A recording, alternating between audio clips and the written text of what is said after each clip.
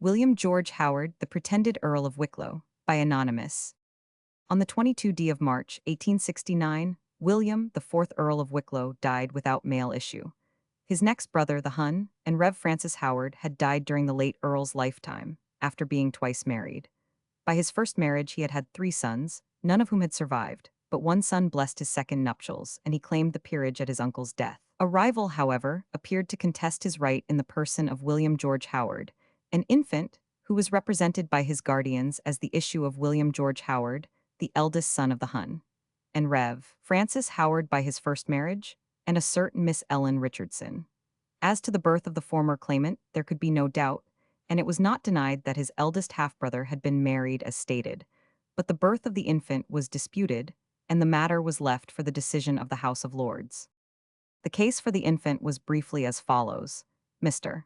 W. G. Howard, his reputed father, was married to Miss Richardson in February 1863.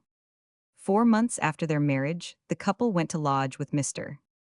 Bloor, an outdoor officer in the customs, who resided at 27 Burton Street, Eaton Square. Here they remained only 3 weeks, but during that time appear to have contracted a sort of friendship with the Bloor family, for, after being 240 absent till the latter end of the year, they returned to the house in Burton Street and endeavored to procure apartments there. Mr. Bloor's rooms were full, and he was unable to accommodate them. But in order to be near his old friends, Mr. Howard took apartments for his wife at number 32 in the same street.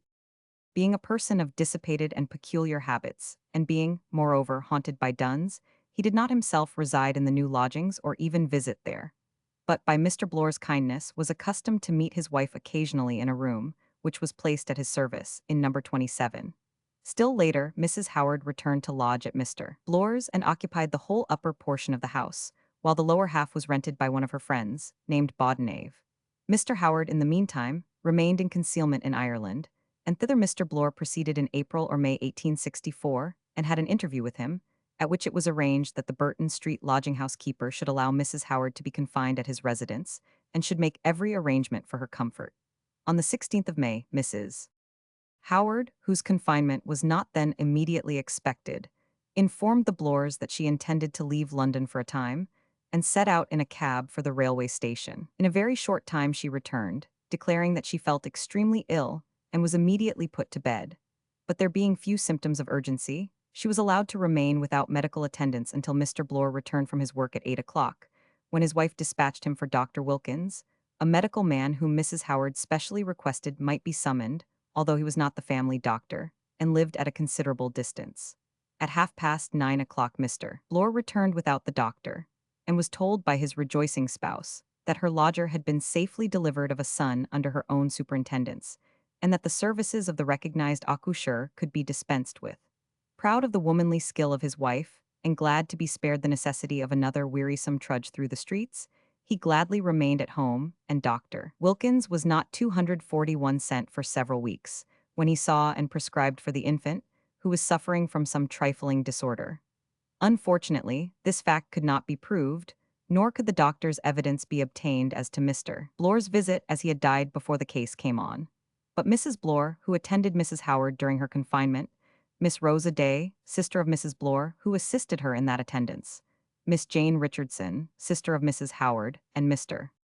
Bodenave, their fellow lodger, were all alleged to have seen the child repeatedly during the 3 following months, although it was admitted that its existence was kept a profound secret from everybody else. The 3 women above mentioned were placed in the witness box, and gave their evidence clearly and firmly, and agreed with each other in the story which they told. And, although Mrs. Bloor was rigorously cross-examined, her testimony was not shaken. When Mr. Bodenave was wanted, he could not be found, and even the most urgent efforts of detectives failed to secure his attendance before the court. On the other side, it was contended that the story told on behalf of the infant plaintiff was so shrouded in mystery as to be absolutely incredible, and that it was concocted by the missing Bodenave, who was said to have been living on terms of suspicious familiarity with Mrs. Howard, and who had succeeded in inducing the witnesses to become accomplices in the conspiracy from motives of self-interest. Evidence was also produced to show that the birth had not taken place. A dressmaker, who measured Mrs. Howard for a dress a little time before the date of her alleged confinement, swore that no traces of her supposed condition were then visible. Dr. Baker Brown and another medical man deposed that they had professionally attended a lady, whom they swore to as Mrs. Howard, and had found circumstances negativing the story of the confinement, and Louisa Jones, a servant who lived in the house in Burton Street shortly after the birth of the infant, said she had never seen or heard of its existence. After the hearing of this evidence, the case was postponed. On its resumption, Mrs. Howard produced witnesses to show that she was at Longley, in Staffordshire, during the whole of that period of August, 1864, to which the evidence of Dr. Baker Brown and the other medical witness related. At the sitting of the court on the 1st of March, 1870, Sir Roundell Palmer, Lord Selborne, who represented Charles Francis Howard, the other claimant, gave the whole case a new complexion by informing the court that he was in a position to prove that, in the month of August, 1864, Mrs. Howard and another lady visited a workhouse in Liverpool and procured a newly born child from its mother, Mary Best, a pauper, then an occupant of one of the lying-in wards of the workhouse hospital. In support of his assertion, he was able to produce 3 witnesses: Mrs. Higginson, the head nurse, and Mrs. Stewart and Mrs. O'Hara, 2 of the assistant nurses, of whom 2 could swear positively to Mrs. Howard's identity with the lady who came and took away the child. The 3rd nurse was in doubt. The Solicitor General, who represented the infant claimant, thereupon requested an adjournment, in order to meet the new case thus presented. Their lordships, however, refused to comply with his desire until they had had an opportunity of examining Mrs. Howard, but when that lady was called she did not appear, and it was discovered that she had left the House of Lords secretly, and could not be found at her lodgings or discovered elsewhere. The case was therefore adjourned. At the next sitting, a week later, Mrs. Howard appeared before the committee, but refused to be sworn, demanding that the witnesses who were to be brought against her should be examined first. As she persisted in her refusal, she was given into custody for contempt of court, and the evidence of the Liverpool witnesses was taken. As Sir Roundell Palmer had stated, while one of the nurses remembered the transaction, she could not be positive that Mrs. Howard was the party concerned in it. But the 2 others, and Mary Best, the child's mother, had no hesitation in asserting that she was the person who had 243 taken away the infant from the hospital. Towards the close of the sitting, it was announced that a telegram had been received from Boulogne, stating that the real purchasers of Mary Best's child had been found, and that they would be produced at the next hearing of the case to rebut the Liverpool evidence. But when the next sitting came, no Boulogne witnesses were forthcoming, and the Solicitor General was compelled to state that he had been on the wrong scent, but that he would be able to refute the story which had been trumped up against his client. Mary Best was placed in the witness box, and, in the course of a rigorous cross-examination, admitted that she had left the workhouse with a baby which she had passed off as her own. She stated that this child was given to her while she was in the workhouse, but she could not tell either its mother's name or the name of the person who gave it to her. She had never received any payment for it, but had fed and clothed it at her own expense, had taken it with her to her father's house in Yorkshire, had represented it as her own to her family, and had paid the costs of its burial when it died. Her relatives and friends were produced and corroborated these facts. The nurses, on the other hand, when recalled, denied all knowledge of this second child, and affirmed that a child could not have been brought to her without their knowledge. The court delivered judgment on the 31st of March, 1870, when the Lord Chancellor announced that their lordships had come to the conclusion that Charles Francis Arnold Howard had made out his claim, and was entitled to vote at the election of representative peers for Ireland as Earl of Wicklow, and that the infant claimant, the son of Mrs. Howard, had failed in establishing his claim to that privilege. He said the marriage between Mr. and Mrs. Howard was undisputed, and the real difficulty that surrounded the case was in proving the birth of this child without the evidence usually forthcoming of such an event, neither medical man nor nurse having been present at the birth, or having attended either the mother or the child subsequently. The fact that the 244 existence of the child had been concealed from all the world, and that it had neither been registered nor baptized, increased the difficulties in the way of Mrs. Howard's case. It was a remarkable fact that, up to that time, with the exception of 3 persons who had undoubtedly sworn distinctly to certain circumstances, no human being had been called who had noticed that Mrs. Howard had shown signs of being in the family way.